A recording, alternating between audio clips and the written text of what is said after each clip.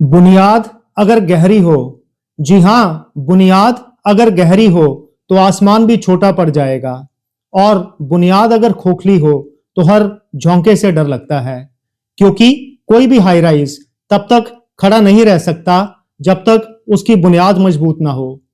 A strong foundation it leads to a high rise and a weak foundation it leads to a collapse. और पैसों के साथ भी यही कहानी।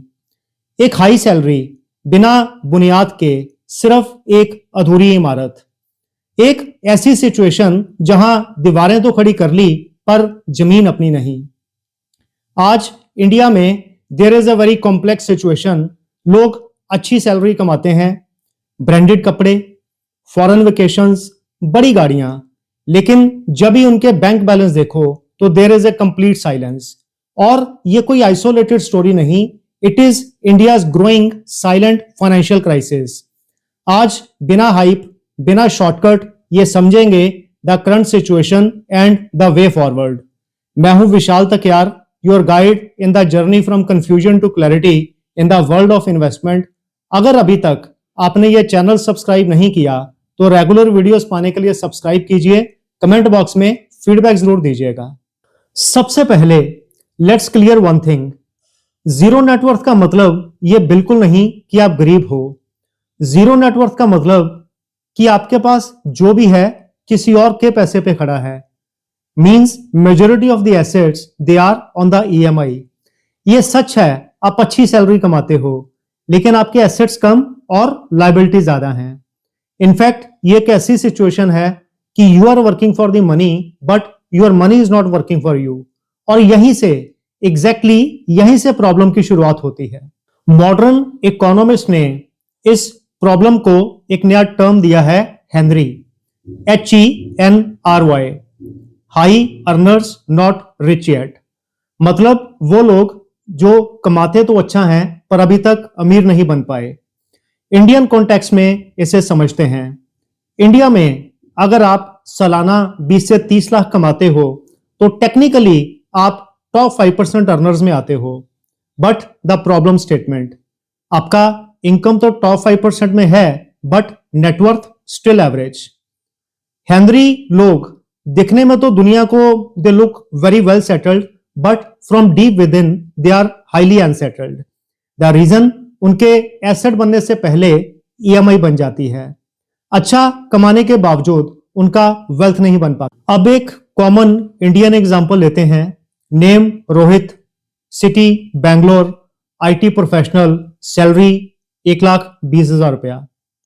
Now coming to expenses, home loan EMI 35,000, credit card bills 12,000, car loan EMI 18,000 plus lifestyle subscriptions, rent and so on. Savings 3 से 5,000, वो भी इरेगुलर। रोहित दिखने में तो रिच लगता है लेकिन कल को अगर जॉब चली जाए तो 3 महीने भी सरवाइव नहीं कर पाएगा। So same story, high income but no wealth. आमदनी तो सिर्फ एक नुमाइश है जो सबको दिख जाती है। बुनियाद वो खामोशी है जो बुरे वक्त में साथ निभाती है। अब एक $1 मिलियन क्वेश्चन, इतनी अच्छी इनकम होने के बावजूद भी वेल्थ क्यों नहीं बन पाती? तो इसका सबसे बड़ा और पहला रीजन, हम इनकम को ही सक्सेस समझ लेते हैं। आज इंडिया में सैलरी एक सर्टिफिकेट बन चुका है। इधर सैलरी बढ़ी, सोसाइटी ने बोला वाह जी सेट हो गया, और हमने भी मान लिया। बड़ा घर, नई कार और ज्यादा ईएमआई। बट एक चीज जो शुरू ही नहीं हो पाती वो है वेल्थ क्रिएशन। सैलरी सिर्फ एक सिग्नल है कि हम काम कर सकते हैं, लेकिन वेल्थ एक प्रूफ है कि our money is working for अस।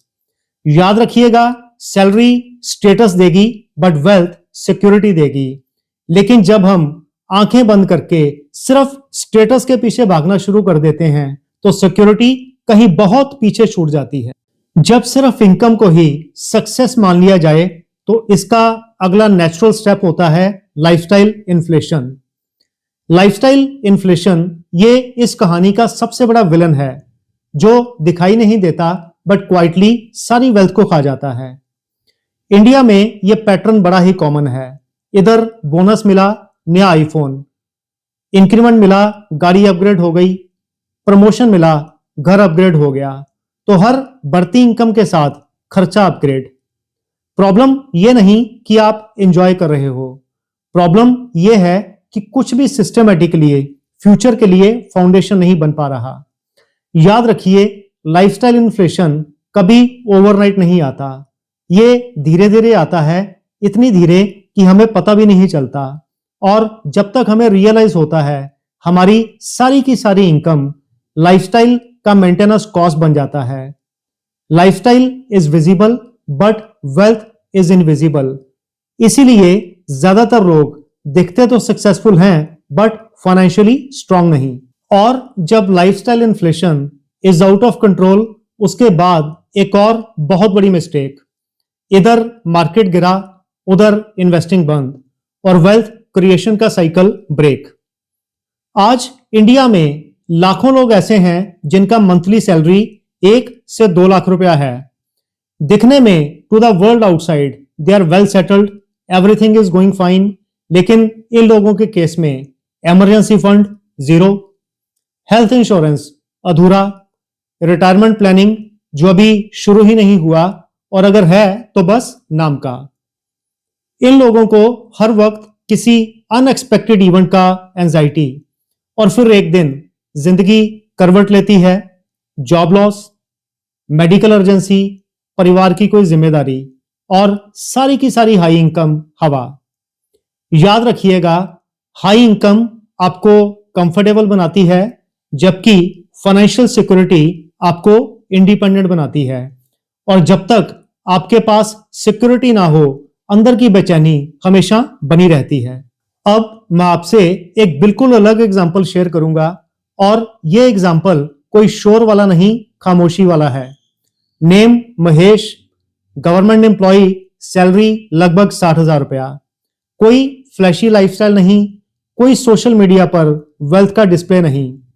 महेश 3 काम बड़ी कंसिस्टेंटली करता है, सिंपल लाइफस्टाइल, कभी सिप को स्किप नहीं करता, और इमरजेंसी फंड मेंटेन करता है। महेश इंस्टाग्राम पर इंप्रेसिव नहीं लगता, पर महेश रात को चैन की नींद सोता है। महेश को हेडलाइन से कभी डर नहीं लगता, और उसे जिंदगी की एक इवेंट से जिंदगी को हिलने का डर नहीं लगता, क्योंकि महेश की जिंदगी इनकम पर नहीं, फाउंडेशन पर टिकी है। जो लोग दिखावे पे फोकस करते हैं, वो अंदर से हमेशा बेचैन रहते हैं, और जो लोग क्वाइटली एक फाउंडेशन डेवलप कर लेते हैं, वो धीरे धीरे फाइनेंशियली इंडिपेंडेंट हो जाते हैं। अब इस पूरी बात का सीधा सच, आज इंडिया में हाई इनकम कोई प्रॉब्लम नहीं, प्रॉब्लम है बिना सिस्टम के पैसे का फ्लो। पैसा आए और बिना क्लैरिटी के चला जाए तो इनकम भी डायरेक्शनलेस हो जाती है। जब तक इनकम को एसेट बिल्डिंग सिस्टम के साथ ना जोड़ा जाए, तो आपका इनकम सिर्फ आपके लाइफस्टाइल को चलाने का फ्यूल है। तो याद रखिए, asset building system should be in place. अगर एक छोटी सी इनकम को भी एसेट बिल्डिंग सिस्टम के साथ जोड़ा जाए, तो extraordinary security it can provide you. तो सवाल यह नहीं कि आपका इनकम कितना है, the $1 million question is your asset building system in the place? There is a beautiful saying, in case if you keep buying the things you don't require, very soon you will have to sell the things you need the most. अगर हम सिर्फ दिखावे के लिए खर्च करते रहे, तो जरूरत के वक्त चॉइसेस कम पड़ जाएंगी। अगर आप इस ट्रैप से बाहर निकलना चाहते हो, तो 3 सिस्टम फॉलो कीजिए। पहला, लाइफस्टाइल से पहले फ्यूचर को पे कीजिए। दूसरा, इमरजेंसी फंड हर हाल में मेंटेन कीजिए। और तीसरा, शोर से दूर रहिए, प्रोसेस को फॉलो कीजिए। याद रखिए, वेल्थ कभी ओवरनाइट नहीं बनती, पर हां, एक गलत डिसीजन से टूट जरूर जाती है। आपका आज का फैसला यह डिसाइड करेगा कि आप अपने प्रेजेंट को डेकोरेट करोगे या फ्यूचर को सिक्योर करोगे। I hope you will like this video. Comment box में फीडबैक जरूर दीजिएगा। Thank you so much.